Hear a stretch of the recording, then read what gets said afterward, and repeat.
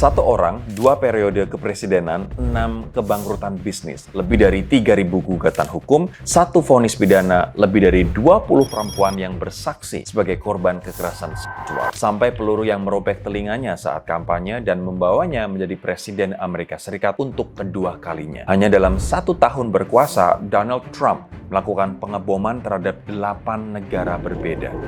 Orang ini selalu menyebut dirinya sebagai presiden perdamaian sampai mendirikan board office yang berisi negara-negara pendukung penjajahan Israel di Palestina. Ironisnya, Indonesia masuk di dalamnya. Ini adalah rangkuman hidup Donald John Trump, seorang pengusaha, selebriti, orang nomor 2 paling berkuasa di dunia saat ini setelah Benjamin Netanyahu. Kalau lo ngikutin isu geopolitik global belakangan ini, lo pasti paham maksudnya.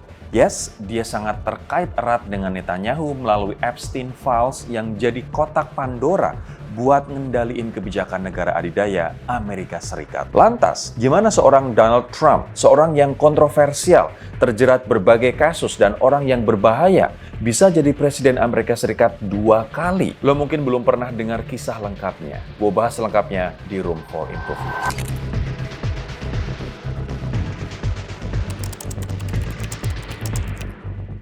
Kisahnya klise guys, seorang anak yang lahir dari keluarga tajir melintir tapi ngebangun kisah from zero to hero buat meraih kesuksesan. Donald John Trump lahir 14 Juni 1946 di Queens, New York. Ayahnya Fred Trump adalah pengembang properti besar yang membangun ribuan unit perumahan. Trump tumbuh di rumah 23 kamar, dikirim ke sekolah militer swasta dan kuliah di Wharton School of Finance, salah satu sekolah bisnis paling prestisius di Amerika. Untuk merangkum seluruh hidupnya, dia klaim sebagai self-made man, orang yang membangun segalanya dari nol dengan usaha sendiri. Klaimnya langsung dibongkar. Investigasi New York Times pada 2018 nemuin kenyataan yang berbeda. Trump menerima warisan dan transfer kekayaan dari ayahnya dalam jumlah yang setara dengan ratusan juta dolar. Bukan pinjaman kecil 1 juta dolar seperti yang dia klaim berulang kali. Right now to the extraordinary and exhaustive New York Times expose that appears to shatter the president's claim of being a self-made billionaire while implicating him in sketchy, possibly illegal tax schemes. Tapi narasi anak Queens yang berjuang keras sendirian itu yang dijual Trump ke dunia. Dan dunia membeli kisahnya. Mau nggak mau, lo harus akui kalau strategi ini berhasil dan Trump cukup cerdas atau bisa dibilang gigih dan keras kepala. Nah, satu hal yang dia lakuin, dia nggak ngejual produk. Dia ngejual cerita tentang dirinya sendiri. Dan semuanya dimulai dari kerajaan bisnis berbalut fantasi. Fred Trump, sang ayah, adalah panutannya. Ia sering ikut ayahnya ke situs konstruksi, properti, dan ngikutin jejak bisnis ayahnya dengan sedikit twist. Trump mainin fantasi manusia tentang hidup mewah. 1987, Trump nerbitin buku The Art of the Deal, bestseller, dibaca jutaan orang. Isinya adalah campuran memoir, filosofi bisnis, dan pameran gaya hidup mewah. Yang nggak banyak orang tahu, buku itu ditulis oleh orang lain. Tony Schwartz, sang ghostwriter, kemudian menyatakan penyesalannya secara publik.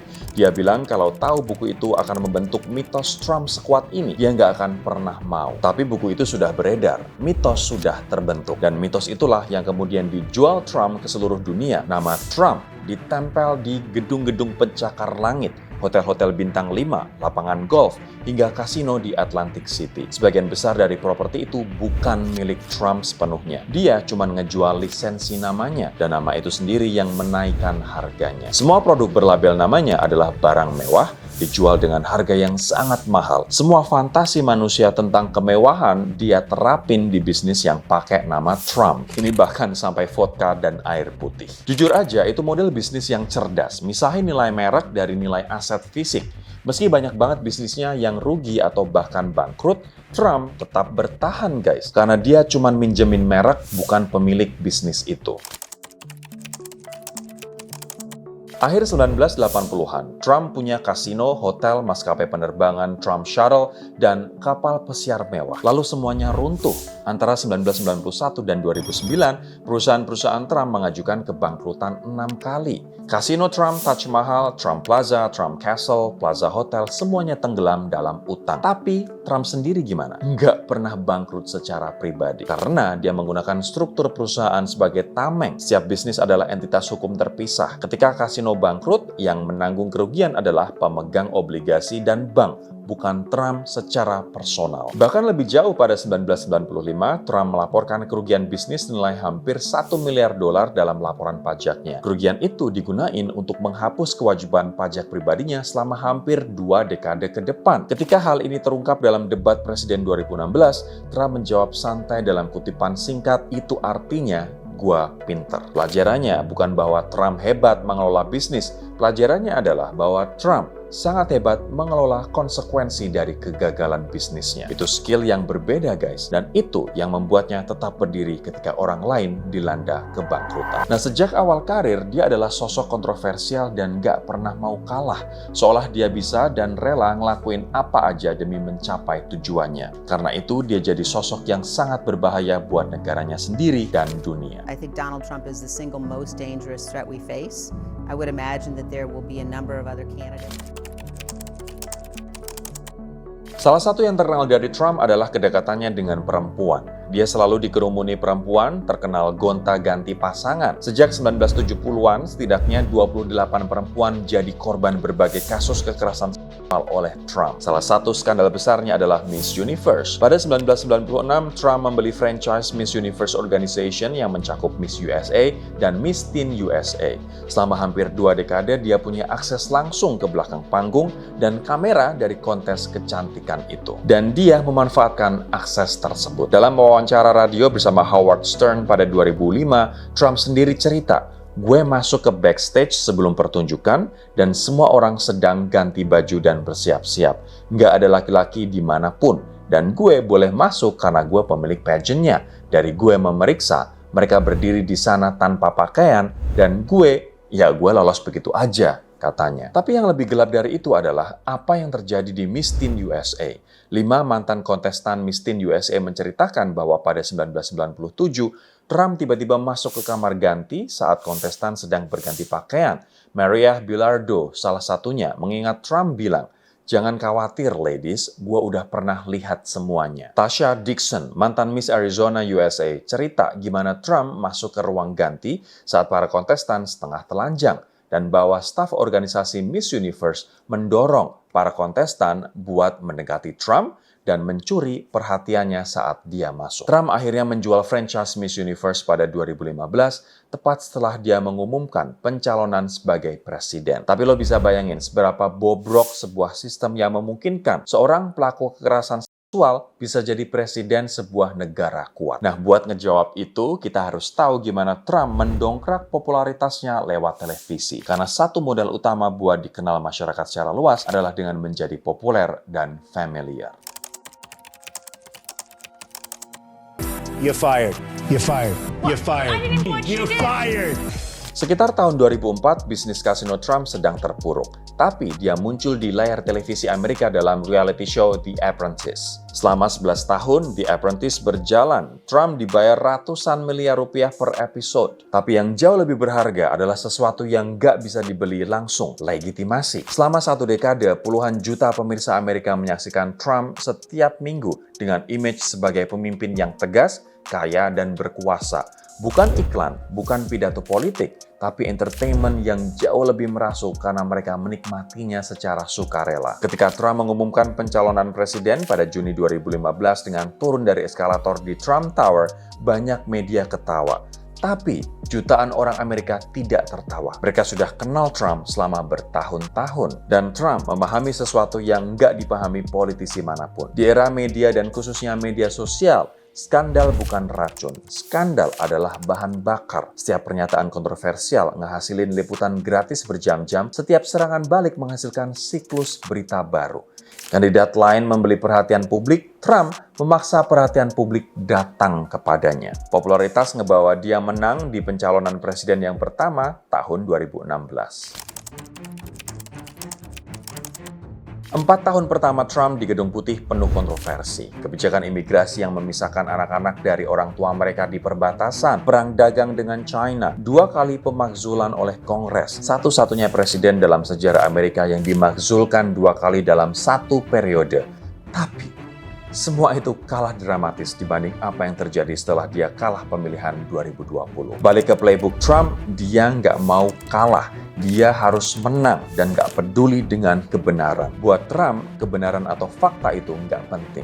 Dia nggak peduli dengan kemenangan mutlak. Dia cuma peduli sama persepsi pendukungnya bahwa dia menang. Trump menolak mengakui kekalahan. Dia menyebut pemilu itu dicuri. Selama berbulan-bulan, dia menyebarkan klaim ini ke seluruh Amerika tanpa satupun pengadilan yang memvalidasinya. Dan kemudian datanglah 6 Januari 2021. It's a Wednesday afternoon in Washington. The Senate is in session to process the peaceful transition of power.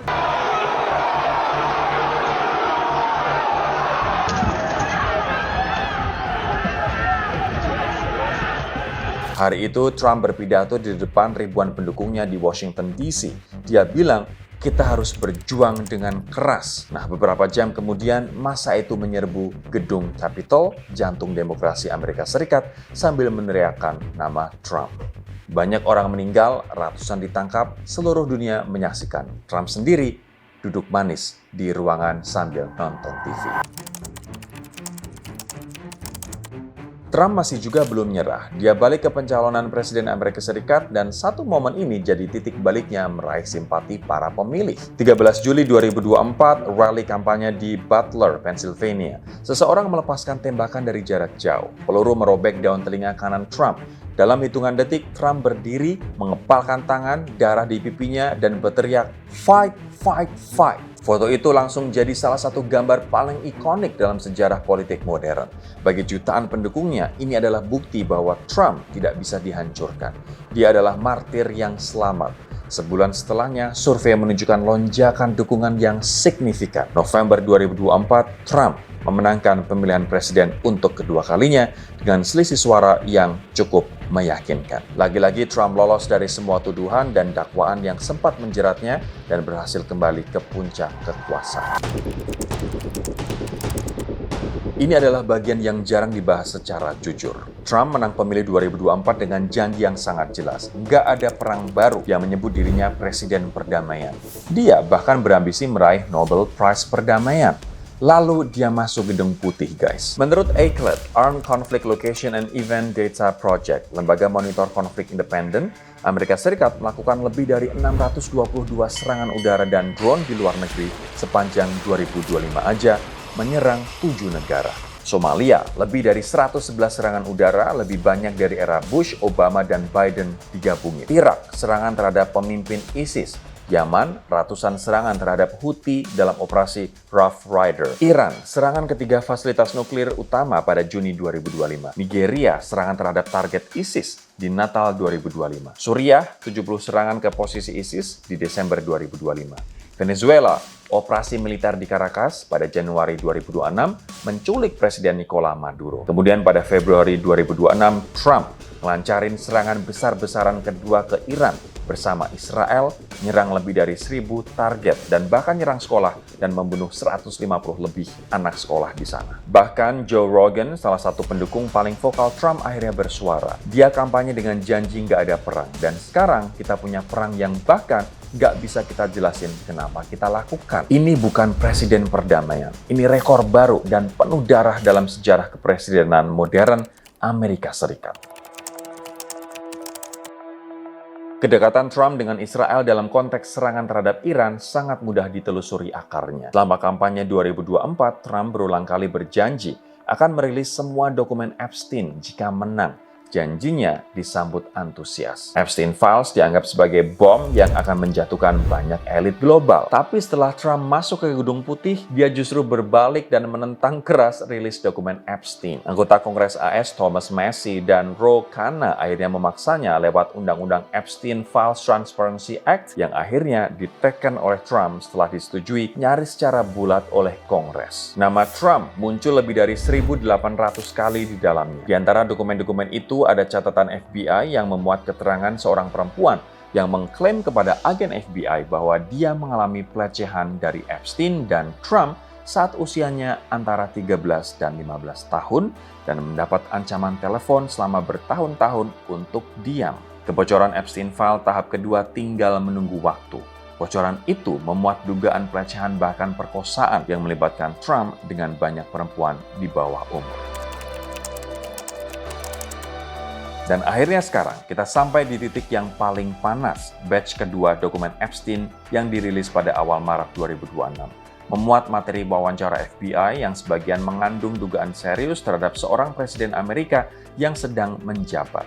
Cerita itu seharusnya mendominasi berita selama berminggu-minggu, tapi cerita itu lenyap dalam 48 jam.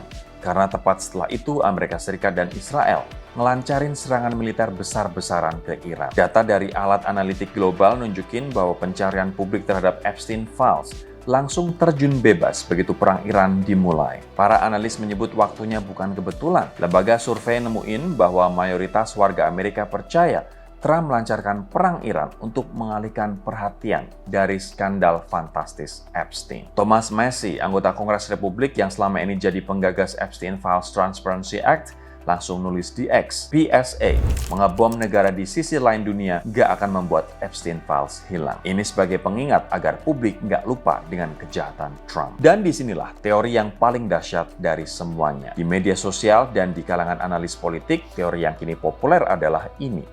Trump bukan memilih untuk menyerang Iran. Trump dipaksa untuk menyerang Iran karena Mossad yang mengoperasikan jaringan Epstein selama berpuluh-puluhan tahun memegang bukti-bukti yang cukup untuk menghancurkan karir dan kebebasan Trump. Dan sebagai gantinya, Trump menjalankan perintah Israel. Seorang presiden yang kampanyenya berteriak "No more wars" kini menjadi presiden yang mengebom lebih banyak negara dari presiden manapun dalam 1 tahun. Di momen tepat ketika dokumen yang menyebut namanya lebih dari 1000 kali baru saja dirilis ke publik, dan orang yang paling keras berjanji merilis semua dokumen Epstein justru menjadi orang yang paling keras berusaha menutupinya. Kalau lo perhatiin seluruh perjalanan Trump, dari Queen sampai Gedung Putih, dari kasino bangkrut sampai perintah pengeboman Iran, ada satu benang merah yang gak pernah putus. Dia selalu selamat. Bukan karena dia yang paling pintar, paling jujur, atau paling kompeten, guys. Tapi karena dia lebih paham dari siapapun cara kerja sistem yang seharusnya mengawasinya dan cara mengeksploitasi setiap celahnya. Dia terlatih untuk itu jauh sebelum jadi pemimpin negara. Trump bukan kecelakaan sejarah. Dia adalah hasil dari dunia di mana image lebih kuat dari fakta, di mana kekuasaan bisa mengalahkan akal sehat, dan di mana sistem pengawasan penuh cacat yang dibiarkan terlalu lama. Dan selama kita mudah terbuai oleh kata-kata manis, selama kita lebih fokus pada image-nya daripada kualitas orangnya, akan selalu ada Trump berikutnya. Tidak harus di Amerika, bahkan bisa juga di Indonesia. Ini pelajaran yang bisa kita ambil dari kiprah Trump. Pertama, kekuasaan yang tidak diawasi adalah racun yang pelan-pelan menghancurkan kita. Trump bukan anomali. Dia adalah produk dari sistem yang terlalu banyak celah. Bangkrut 6 kali tapi tetap bebas, divonis bersalah tapi tetap dilantik, diduga keras melakukan kekerasan seksual hingga kejahatan perang tapi tetap berkuasa. Sistem yang lemah gak menghasilkan pemimpin yang lebih baik.